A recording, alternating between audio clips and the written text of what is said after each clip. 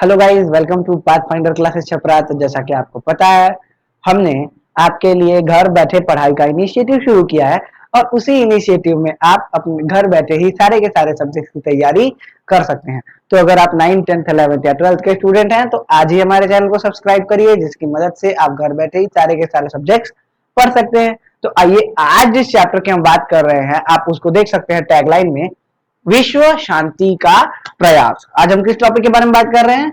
विश्व शांति का प्रयास। तो इसके बारे में बात कर रहे हैं। तो चलो हम थोड़ा सा लिख देते हैं। सबसे पहले विश्व शांति क्या होती है? विश्व शांति ये क्या होता है, इसकी जरूरत क्यों होती है, इसको समझने की कोशिश की जाए कि नहीं। तो सबसे पहले आप ये बताओ कि आप हमारे चैनल से लगातार जुड़े हुए हो या नहीं। अगर आप हमारे चैनल से लगातार जुड़े हुए हो तो आपको पता होगा कि हमने 2-3 ऐसे चैप्टर कवर किए हैं स्टैंडर्ड 9th के लिए, जिसमें विश्व युद्ध के बारे में और नाजीवाद के बारे में और यूरोप के साम्राज्यवाद के बारे में चर्चा हुई है, जहां यह दिखाया गया है क्लियर तौर पर कि किस तरह एक देश दूसरे देश पर हावी हो जाता है, एक देश दूसरे देश के कार्यकलापों में इंटरफेयर करने लगता है, दखल अंदाजी करने लगता है, जिसकी वजह से दोनों देशों के सर्कमस्टांसेस चेंज हो जाते हैं। दोनों देश एक दूसरे से डिफरेंशिएट करने लगते हैं, दोनों की आइडियोलॉजी चेंज हो जाती है और धीरे धीरे धीरे धीरे करके ये दोनों देश इतने अपोजिट हो जाते हैं कि इन दोनों में वॉर तक शुरू हो सकता है। तो ये बात आपको पता थी और यही बात आगे ले जाकर युद्ध को शुरुआत कराती है। और जब भी कभी युद्ध स्टार्ट होता है तो वो कई 2 देशों में होता तो है, लेकिन वो सिर्फ 2 देशों को प्रभावित नहीं करता, उसके साथ हजारों देश प्रभावित हो जाते हैं, मतलब हजारों क्षेत्र प्रभावित हो जाते हैं। अगर युद्ध सेना के वजह से हो रहा है तो ऐसा भी हो सकता है कि उससे आर्थिक कारण में प्रॉब्लम हो, सामाजिक कारण में प्रॉब्लम हो, पर्यावरण गंदा हो जाए, हाँ, धार्मिक क्षेत्र प्रगति से रुक जाए, पैसे रुपए की कमी बंद हो जाए, मतलब कमी हो जाए, फैक्ट्री ना काम कर पाए, कई सारे कारण हो सकते हैं। तो ये ही रीजन था कि जब लोग काफी ज्यादा परेशान होते थे युद्ध से, तो वो लोग क्या करते थे, तो वो लोग इन परेशानी को दूर करने की कोशिश करते थे। तो उसी के वजह से करना शुरू करेंगे, ठीक है। तो इसकी जरूरत कहां से पड़ी, मतलब इतना तो पता है कि लोग शांति की तलाश करते हैं। जब युद्ध होता है तो लोग शांति की तलाश करते हैं कि हाँ, थोड़ी सी पीस मिल जाती, थोड़ा सा शांति मिल जाता है तो हम सरवाइव कर जाते, अच्छे से रह जाते, बने रह पाते अपने देश में, ठीक है। ये बात भी कही जाती है। अब साथ ही साथ आप यहाँ पे ये भी कह सकते हो कि विश्व शांति के प्रयास में आप ये देख सकते हो बड़े ही आसानी से कि मतलब इसको मॉडर्न वर्ल्ड में ऐसा क्या हुआ कि मॉडर्न वर्ल्ड में विश्व शांति के लिए इतने प्रयास किए गए, तो ऐसा क्या हुआ होगा मॉडर्न वर्ल्ड में। तो हम इसकी शुरुआत करते हैं कि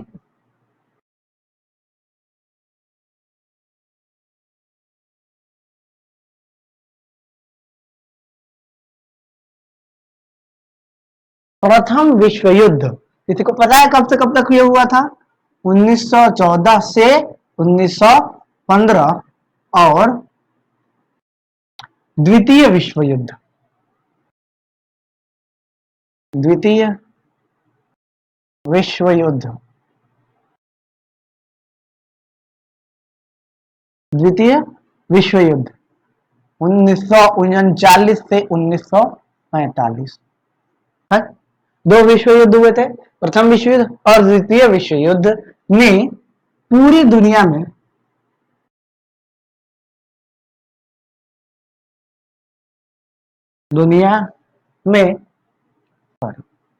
पूरी दुनिया में डर के हालात पैदा कर दिए, डर के हालात पैदा कर दिए थे, पूरी दुनिया में डर के हालात पैदा कर दिए थे। तो भाई इनकी वजह से कई ज्यादा चेंजेस देखने को मिले। इसका असर हर देश पर पड़ा था।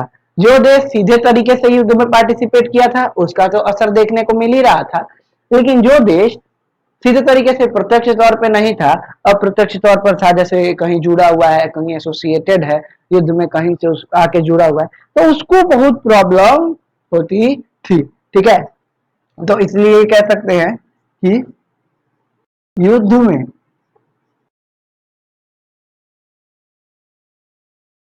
शामिल युद्ध में शामिल देशों के साथ साथ युद्ध में शामिल देशों के साथ साथ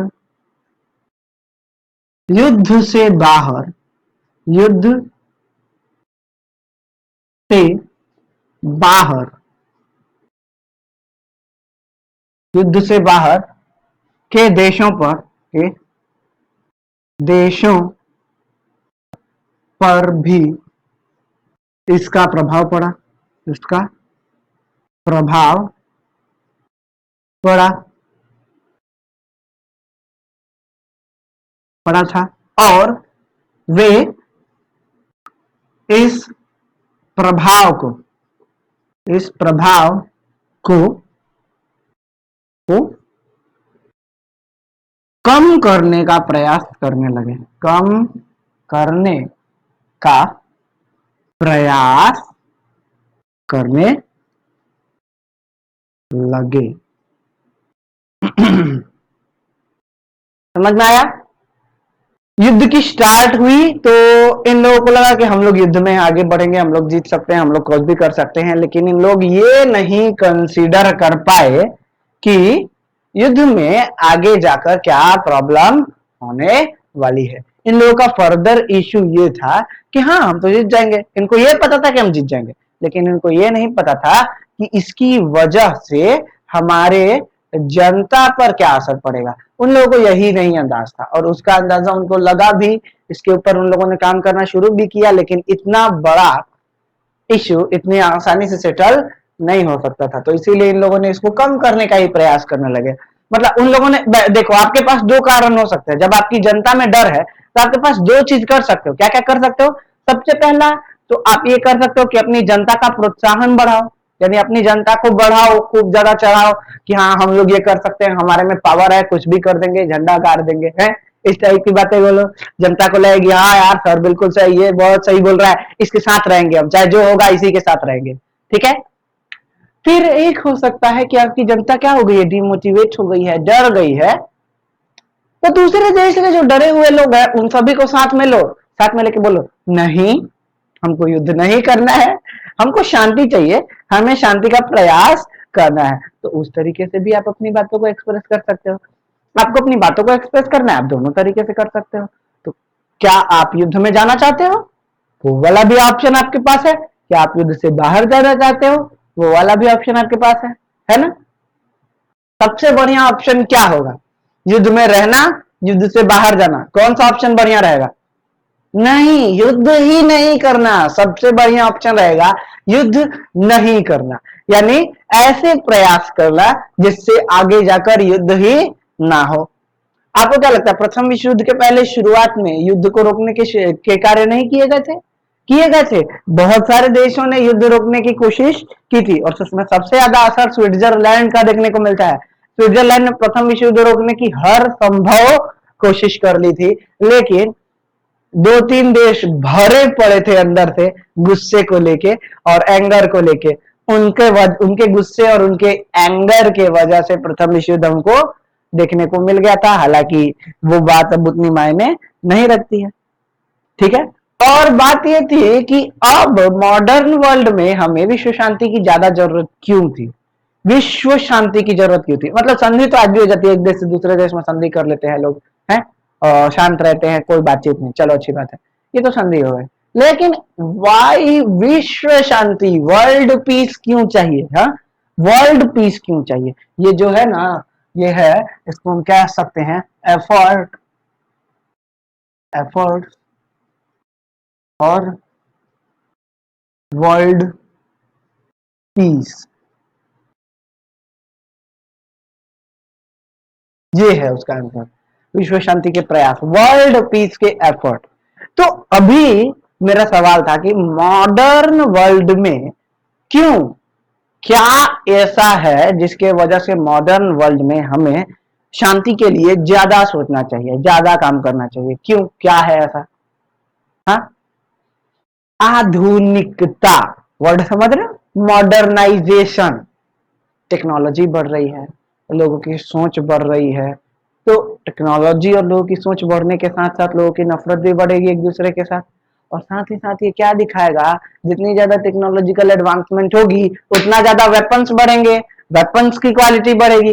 पहले तलवार भालों से युद्ध होता था तो जो 1000 आदमी लड़ने जाते थे वही 1000 आदमी मरते थे। हाँ, फिर गोलियों से युद्ध होने, तीर से युद्ध होने लगा, टेक्नोलॉजिकल एडवांसमेंट, तीर से युद्ध होने लगा तो ज्यादा लोग मरते थे। मतलब जितने दूर बैटल में गए हैं वो तो मरते ही थे, तीर अगर दूर चला गया, लंबा दूरी पर चला गया और उधर कोई हो तो एक्सीडेंटली डेथ होती थी।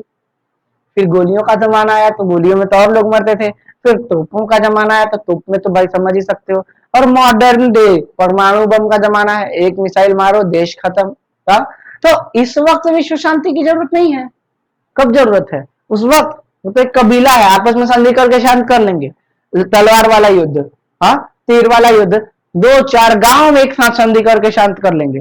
लेकिन ये बड़े बड़े युद्ध जहां एक देश को गुस्सा आया तो मिसाइल मार के पूरे देश को फाड़ सकता है, उस सिचुएशन में आप क्या करोगे? उस सिचुएशन में विश्व शांति के प्रयासों को बहुत जरूरी करना कर दिया गया था कि हमें विश्व शांति लानी ही होगी।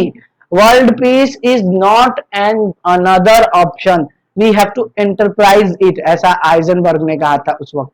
बहुत अच्छे साइंटिस्ट थे, उन्होंने कहा था कि अगर आपको साइंस या विज्ञान की प्रगति दिखानी है तो वर्ल्ड पीस को लाना होगा, क्योंकि अगर आप वर्ल्ड पीस नहीं लाओगे तो वॉर शुरू होगा, वॉर शुरू होगा तो सारे साइंटिस्टों को जबरदस्ती वेपन बनाने के लिए भेजा जाएगा कि तुम साइंटिस्ट हो ना, जाओ जाके एक विध्वंसक वेपन बनाओ, इतना बढ़िया इतना खतरनाक कि सामने वाले की धज्जी उड़ा दे। तो जो साइंटिस्ट बैठकर एक रिसर्च कर रहा था, बहुत ही बढ़िया प्रोजेक्ट पे काम कर रहा था, फॉर एग्जांपल मान लो एक साइंटिस्ट बैठे हुए हैं और वो एक नया धातु, नया एलिमेंट, तत्व खोज रहे हैं और कल वॉर शुरू हो गया, लोग आए उनको पकड़ के लेके चले गए, तुम बहुत अच्छे केमिस्ट हो, तुमको सब पता है, ये हमारी केमिस्ट्री की लैब है, यहाँ जाओ, जाकर खतरनाक खतरनाक जहरीली गैसेस बनाओ जो लोगों के ऊपर मार दिया जाए तो लोगों की हालत खराब हो जाए, लोग तुरंत मर जाए। क्यों? क्योंकि भाई हम वॉर में हैं, हमको चाहिए हथियार। हा? या फिर जाओ जाकर ऐसा मास्क बनाओ जो दूसरे देश के, पड़ोसी देश के जो एनिमी है उनकी जहरीली गैसों को रोक सके।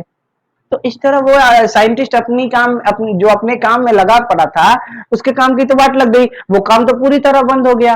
कहने का मतलब समझ रहे हो ना? तो ये होता है प्रॉब्लम, जो साइंटिफिकल एडवांसमेंट है वो पीछे आ जाती है। अब बात कर लेते हैं फैक्ट्रीज के बारे में कि फैक्ट्रीज के साथ क्या होता है, यानी आर्थिक, ये तो हमने आपको बताया वैज्ञानिक, आर्थिक बारे में बात कर लेते हैं। एक फैक्ट्री लगी पड़ी है, वो कपड़े बनाती है और उतनी ज्यादा फेमस नहीं है, ठीक ठाक है, छोटी मोटी फैक्ट्री है, छोटा मोटा प्रोडक्शन कर रही है। जब वॉर की शुरुआत होती है तो सारे वर्करों को पकड़ पकड़ कर लेकर चला जाता है लोग आर्मी में भरने के लिए। और जब आर्मी में उतने ज्यादा लोग चले जाते हैं तो उस फैक्ट्री का धीरे धीरे धीरे धीरे क्या होता जाता है, कम होने लगता है, डिग्रेडेशन होने लगता है। वर्कर नहीं है, वर्कर छोड़ो, लोग भी नहीं है जो कपड़े पहनेंगे।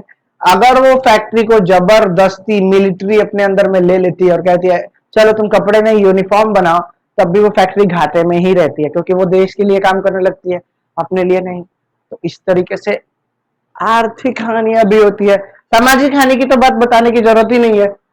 किसी देश ने पड़ोसी देश पर आक्रमण किया, जितना भी इलाका था उसको जीत लिया, जीतने के बाद क्या होगा कि जितने इलाके को उसने जीता है ज्यादातर को मार के फोड़ देते थे, बॉम्ब से मार के फोड़ देते थे, या और लोगों को खड़ा करके मार देते थे। तो समाज की क्या हालत हो रही है ये आपको बताने की जरूरत नहीं रही मुझे कि समाज का क्या होता है अगर आप राष्ट्र संगठन के लिए, शांति के लिए तैयार नहीं होइएगा तो। ठीक है, तो ये बात भी थी।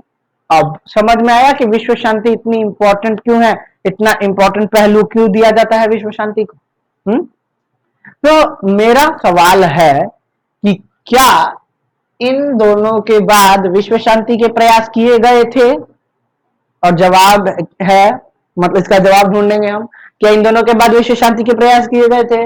वो प्रयास क्या क्या थे, उन प्रयासों से निष्कर्ष क्या क्या निकला, उन प्रयासों के वजह से परिणाम क्या क्या हुए। 3-4 बातें, 3-4 क्या है जिनको हमको ढूंढना है अभी। तो आइए हम और आप मिलके इन क्या को ढूंढते हैं कि क्या हुआ, क्या हुआ, क्या हुआ। ठीक है, तो आइए देखते हैं। तो वो सब अभी हमने जो अभी तक पढ़ा वो क्या था, वो विश्व शांति की जरूरत क्यों है ये था। अब हम देखेंगे विश्व शांति के प्रयास, यानी असल मायने में चैप्टर की शुरुआत अभी से हो रही है। तो अब आइए देखते हैं विश्व शांति के प्रयास। तो ये जानते हो आप कि 2 विध्वंसक युद्धों के बाद पूरी दुनिया की हालत खराब हो गई थी। हर एक विध्वंसक युद्ध के बाद दुनिया की हालत खराब हो जाती है। तो प्रथम विश्व युद्ध जितना विनाशकारी था उससे अधिक द्वितीय विश्व युद्ध था। तो क्या प्रथम विश्व युद्ध के बाद ऐसे प्रयास नहीं किए गए होंगे जहां पर ये कोशिश की गई हो कि किसी भी तरह क्या किया जाए, जनता को अपने कंट्रोल में रखा जाए, जनता हमारे साथ रहे और साथ ही साथ पूरे देश में शांति का माहौल बना रहे। तो बिल्कुल किया गया। हाँ, आप ये बोल सकते हो कि हम थोड़ा लिख के ही दिखाते हैं पहले, थोड़ा सा ताकि समझ में आ सके।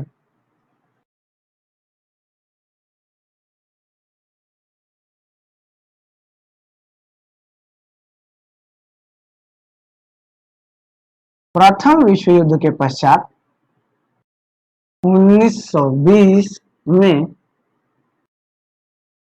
विश्व शांति का प्रयास हुआ। विश्व शांति के प्रथम प्रयास का प्रमाण है, प्रमाण मिलता है। विश्व शांति के प्रथम प्रयास का प्रमाण मिलता है, मतलब इसका प्रूफ मिलता है कि ये कैसे काम करता है। ठीक है, और इसका प्रमाण क्या है, यह राष्ट्र संघ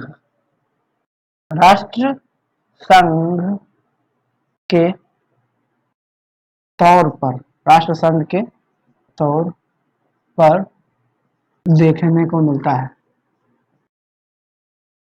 देखने को मिलता है।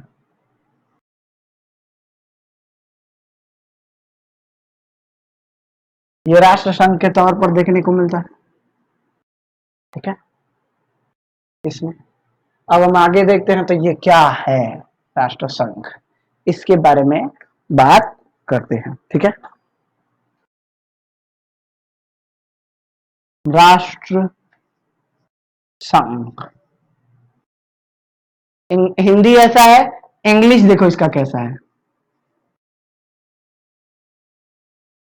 League of Nations. League of Nations, देशों की लीग, कि देश कैसे हैं, देशों का लीग कैसा है, समझ रहे हो। तो इस टाइप से इसकी शुरुआत हुई थी। प्रथम विश्व युद्ध के बाद ना अंतरराष्ट्रीय विभाग अपने चरम सीमा पर पहुंच गए थे। तुम्हारी बाउंड्री नहीं है, ये हमारी बाउंड्री है, तुम्हारी बाउंड्री नहीं है, हमारी बाउंड्री है। इसके बाद बहुत भयंकर हालात थे। तो उसी वक्त ना शांति बनाए रखने के लिए पहला प्रयास जो था वो राष्ट्र संघ था। ये राष्ट्र संघ के बारे में कहा जाता है कि राष्ट्र संघ किसका आइडिया था, इस पर किसका ज्यादा असर देखने को मिलता है। तो आप ये कह सकते हो कि यह अमेरिकी राष्ट्रपति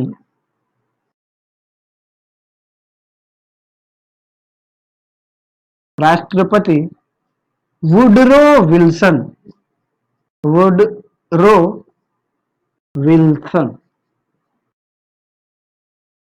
विल्सन की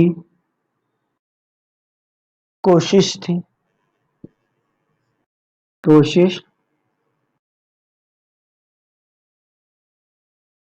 थी, ठीक है। वुडरो विल्सन अमेरिका के जो राष्ट्रपति थे उन्होंने इसको किया था, और इसके लिए, इस कोशिश के लिए उन्होंने बहुत भयंकर आइडियोलॉजी बनाई। मतलब ऐसी आइडियोलॉजी का निर्माण शायद ही कहीं देखने को मिले जैसा उस ब्रिलियंट इंसान ने किया था। कमाल की आइडियोलॉजी, मतलब ऐसा बनाओ कि हर एक देश क्या हो जाए उसको लेके, अरे यार ये तो हमारे ही बारे में बात हो रही है, अरे इसमें तो हमारा ही टर्म है, अरे ये शांति तो अपना लेनी चाहिए, क्यों यार इसमें तो हमारी भलाई हो रही है। तो ऐसा किया गया। ठीक है, प्रयास हमेशा ऐसे किए गए कि अगर आप हर देश को लगभग खुश कर देते हो तो कोई भी उदास नहीं रहेगा, कोई भी दूसरे देश के प्रति एंगर, गुस्सा नहीं रखेगा। और अगर एंगर और गुस्सा नहीं रहा तो आप क्या कर सकते हो, आप बड़े आसानी से विश्व शांति की तरफ बढ़ सकते हो। तो इसके लिए उन्होंने क्या किया, विश्व शांति की तो दिमाग उन्हीं का था कि हाँ ऐसा करो, लेकिन क्या किया। तो आइए देखते हैं इनकी कोशिश थी। इसमें उन्होंने क्या किया, तो आप ये कह सकते हैं कि इसके लिए इन्होंने, किन्होंने, मतलब वुडरो विल्सन ने, इन्होंने इन्होंने 14 सूत्री 14 सूत्री प्रस्ताव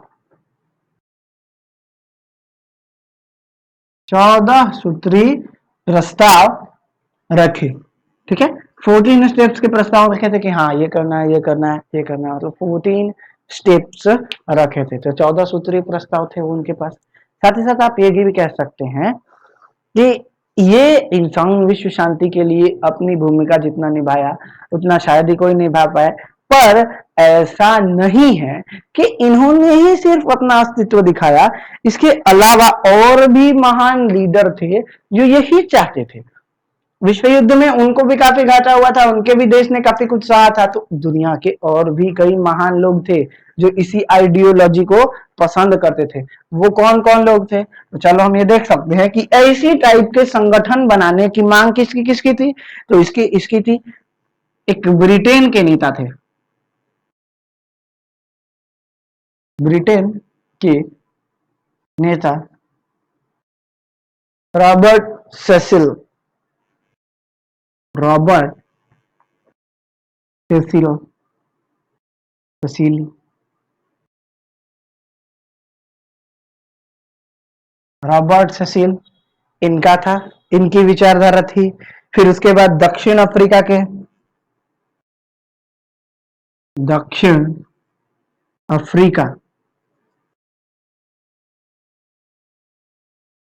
की लियो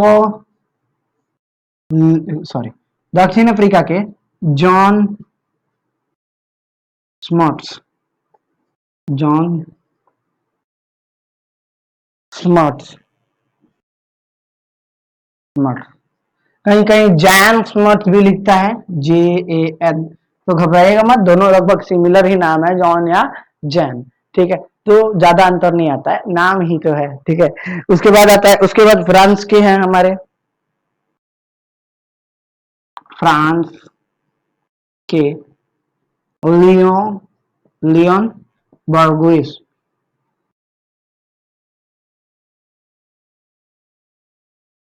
लियोन बर्गुइस। ये कुछ महान नेता थे जो चाहते थे कि इसी टाइप का संगठन बने, इस टाइप की संगठन की मांग हो, इस टाइप का संगठन चलता रहे। ठीक है, तो ये विचारधारा थी उन दिनों के लोगों की, समझ रहे हो। तो थोड़ा सा एक बार देख लेते हैं कि प्रथम विश्व युद्ध के बाद प्रथम शांति का, विश्व शांति का पहला कोशिश देखने को मिलता है कि हाँ पूरी दुनिया एक साथ रहेगी, पूरी दुनिया शांत रहेगी। इसकी पहली कोशिश कहां से देखने को मिलती है, 1920 से देखने को मिलती है। यह राष्ट्र संघ के तौर पर देखने को मिलता है, और ये प्रयास क्या है, राष्ट्र संघ। राष्ट्र संघ क्या है, लीग ऑफ नेशन, देशों की एक वैसी संस्था जिसके अंदर जो जो देश शामिल होंगे वो देश अपने आप को सुरक्षित महसूस कर पाएंगे, वो देश को बेहतर प्रयास करने का मौका मिलेगा, बेहतर शिक्षा, अपॉर्चुनिटी, हर चीज में वो बेहतर बनने का मौका उनको मिल सकता है। ठीक है, तो उनकी यह विचारधारा थी। साथ ही साथ आप ये भी देख सकते हो कि अमेरिका के राष्ट्रपति वुडरो विल्सन की कोशिश थी, जिसके लिए उन्होंने 14 सूत्री प्रस्ताव रखा था कि हाँ यार 14 स्टेजेस ऑफ डिमांड हैं ये, जो आप रख सकते हो, जो आप देख सकते हो। ठीक है, तो ये इस तरीके से उन्होंने बताया था। अब इतने बढ़िया तरीके से बताने के बाद ये सारे के सारे अनथक प्रयास देखने को मिलते हैं। तो एक छोटा सा टॉपिक है, आइए वो भी देख लेते हैं और फिर आगे बढ़ते हैं। तो वो पॉइंट जो है वो हमारा है कि टॉपिक है राष्ट्र संघ का अस्तित्व, अस्तित्व इसको हम क्या कह सकते हैं, existence, existence of league of nation, league of, existence of league of nation. ठीक है, इसका अस्तित्व कैसे आया, ये किस तरीके से फला फूला आगे बढ़ा, तो इसके बारे में सिंपल ये कह सकते हो कि जब प्रथम विश्व युद्ध की प्रथम सॉरी विश्व युद्ध, प्रथम विश्व युद्ध की समस्त संधियां, समस्त संधियां हो रही थी, हो रही थी, तभी राष्ट्र संघ का प्रयास जारी था, राष्ट्र संघ का प्रयास जारी था। ठीक है, और जो जो देश इसके साथ एग्जिस्टेंस में आते जा रहे थे उनको इसके बारे में पता चलते जा रहा था कि राष्ट्र संघ एक अच्छी व्यवस्था है जिसमें आपको, हमें, हमारे जैसे लोगों को शामिल होना चाहिए, और अगर हम शामिल होते हैं तो हमारा देश प्रोग्रेसिव होता जाएगा। यानी ये आइडिया बन के तैयार हो चुका था कि राष्ट्र संघ कैसा होगा, और इस आइडिया पर काम भी बिल्कुल तेजी से चल रहा था। ठीक है, यानी जितने देश संधि कर रहे थे, सॉरी संधियां यहां पर है, ठीक है, जितने देश संधि कर रहे थे आपस में, उन सभी को एक ऑफर दिया जा रहा था अमेरिका के तरफ से कि एक संस्था बना रहे हैं राष्ट्र संघ के नाम से। सुनो, एक संस्था बना रहे हैं राष्ट्र संघ के नाम से, बहुत ही अच्छी संस्था रहेगी, आपका बाउंड्री बचा के रखेगी, आपकी टेरिटरी यानी आपका क्षेत्र बचा के रखेगी, और आपके इलाके में कोई भी तरीके का बाहरी हस्तक्षेप नहीं होगा। यानी एक तो आपका लीगल संधि जो आप युद्ध किए हैं इसकी संधि हो गई, और साथ ही साथ एक एक्स्ट्रा सिक्योरिटी प्लान, यानी बैंक में पैसा जमा कर रहे हो तो बैंक वाला कह रहा है ये तो आपका पैसा है, इसका तो इंटरेस्ट हम देंगे ही, ये लीजिए पैसा पर जीवन बीमा, यानी इंश्योरेंस भी कर दे रहा है आपके उतने ही पैसे पर। तो ये बात थी, यानी संधि की संधि, संधि तो प्रिंसिपल हो गई, और उसके साथ इंटरेस्ट के तौर पर मिल रहा है ये राष्ट्र संघ, और इसके अनथक प्रयास मतलब इसकी कोशिशें जो भी एग्जिस्टेंस में आने के लिए जो दिखने को मिल रहा होता है। ठीक है, तो इसमें तो कोई प्रॉब्लम नहीं रही। हाँ, आते हैं, ये कह सकते हैं कि लगभग लगभग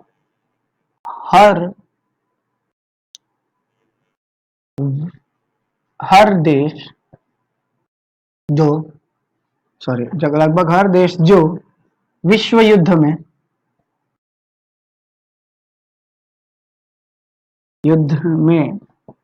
शामिल शामिल हुए थे कौन, उन सब ने संधि संधि कर ली थी। ठीक है, लगभग हर देश जो विश्व युद्ध में शामिल हुए थे उन सब ने संधि कर ली थी, और राष्ट्र संघ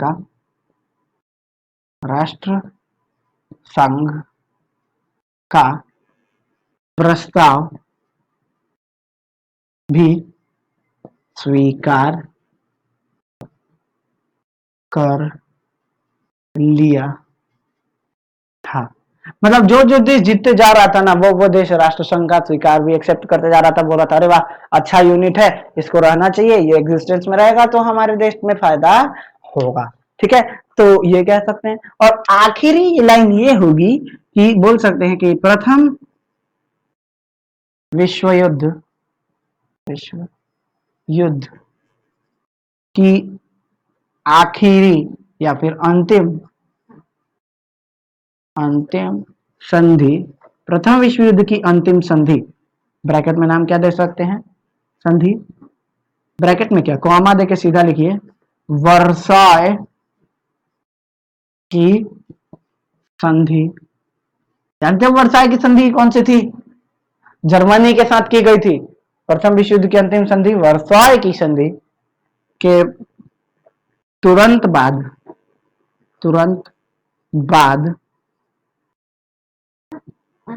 राष्ट्र संघ का अस्तित्व आया। राष्ट्र संघ अस्तित्व में आ गया, अस्तित्व में आ गया। ये बात याद रखिएगा। तो ये तारीख कौन सी थी? ये तारीख थी 10 जनवरी 1920। राष्ट्र संघ का अस्तित्व देखने को मिलता है। ठीक है, तो इस तरीके से आप ये कह सकते हो कि राष्ट्र संघ एक बहुत बड़ा यूनिट बन के सबके सामने आया था। ठीक है, तो ये था राष्ट्र संघ। अभी हम इसके अगले टॉपिक में, आज के वीडियो में इतना ही रहने देंगे। अगले जो वीडियो होगा उसमें हम राष्ट्र संघ के उद्देश्य, राष्ट्र संघ के प्रयासों को और बेहतर तरीके से पढ़ेंगे। ठीक है, तो अगर अभी तक आपने हमारे चैनल को सब्सक्राइब नहीं किया तो हमारे चैनल को अभी सब्सक्राइब कर लीजिए। मिलते हैं नेक्स्ट वीडियो में, तब तक के लिए बाय बाय।